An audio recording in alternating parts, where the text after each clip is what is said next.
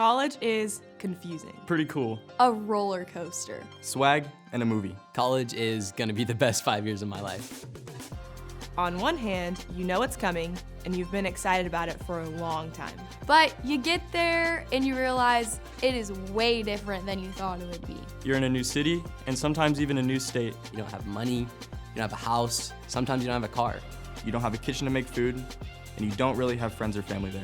You're trying to manage your time. Eat right, sleep right. There's rushing and bid week and all sorts of parties. It's your big step into adult life, and figuring it out can be really difficult. Buck 'em. Scratch 'em cats. Go Frogs. War Eagle. Hey, Boomer. Welcome to College 101.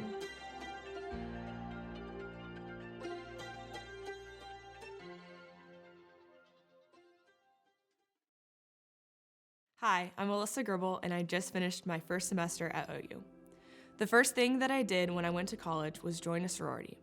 I had been looking forward to this for a long time, and I ended up rushing Theta. The first week, there's this big thing at OU called Frat Lab, which is basically this big night that all the frats are open and having a party. All the sorority girls will get dressed up and will go from house to house to meet people, hang out, and party. Usually all the frats provide the alcohol, so basically there's a bunch of different parties, tons of alcohol, hooking up, and a large quantity of people also doing drugs. After some older Thetas invited me to go with them to the Frat Lab and go through it without drinking and just hang out and get to know people, I told them I would go and just hang out with them. Then the day before, I was feeling worse and worse about it, so I texted my small group leader and she helped me think about why I was going. I just wanted to be in and I didn't want to miss out on anything. I wanted to be in the middle of everything that was happening. After thinking and praying about it, I came to realize that since nothing there was going to be glorifying to the Lord, I shouldn't be there, even if I wasn't drinking. It was more important to me to demonstrate how a Christian should live and walk differently, rather than just being known as someone who's in the crowd. I ended up staying in my dorm while my roommate and suite mate also went out. I got a text from them later that night asking me to pick them up. When I got to the house, 6 girls jumped into my car, all of them just drunk and incoherent, bothered, and just not in their right minds. One of the girls was about to black out the whole way, and I ended up having to carry her all the way back to the dorm. It was a moment that made me realize what kind of people were at these parties and what real purpose behind it all is. Now looking back at the situation, I'm glad that I didn't go to Frat Lab or put myself in a situation that compromised my faith. I noticed that the people that went to the parties didn't actually make any genuine relationships. At the end of the day, I made a decision to choose Christ, and ultimately I didn't miss out on anything.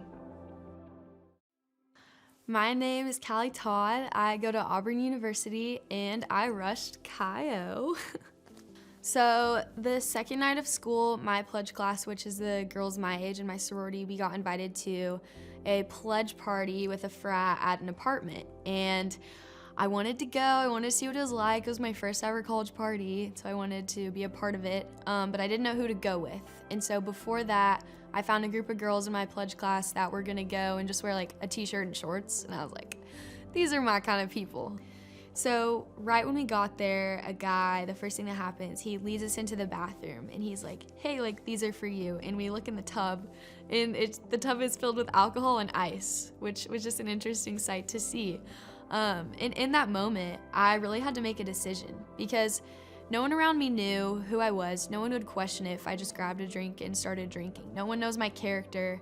No one knows what I associate myself with. So that was just like a really pivotal moment looking back of would I be this person or that person. So over the summer, I grew a lot in my faith. I worked at Pine Cove, and that just gave me a really strong foundation that made the decision to not take a drink a lot easier.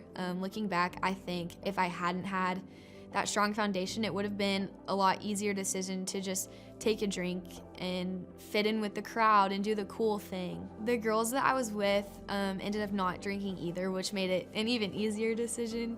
And we decided to leave the party because it was 100 people in a tiny apartment. And then we just hung out, and after that, I never went to another pledge party again because I was like, these are not the people that I want to associate myself with. This is not my crowd. I'm not going to be finding real relationships here.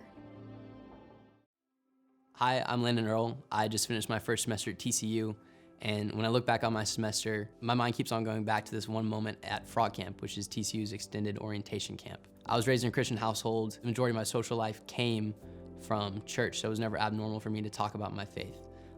But in Frog Camp, I wasn't around people that were like-minded. So at Frog Camp, they split us up into small groups of about 10 to 12 people. And in the small group, we would go around in a circle, taking turns, talking, answering questions.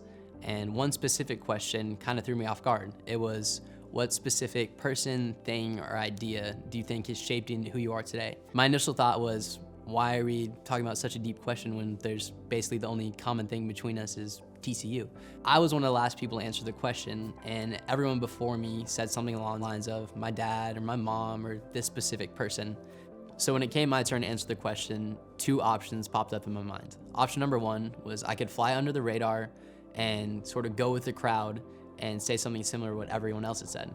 And then option number two was I could practice integrity and exercise my faith and say what I truly believe. In that moment of hesitation, Psalm 27:1 popped up in my mind.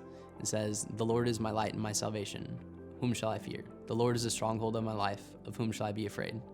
And in that moment, that verse gave me the confidence to tell people who I had just met of something that I truly believe holds eternal value. That confidence that I had came from me knowing that the Lord is a loving Father who sent His Son to die on the cross for my sins. So I was able to tell these people that I just met what has truly shaped me into who I am today. And so I'm really glad that one of my first college experiences allowed me to truly decide what I want to be known by.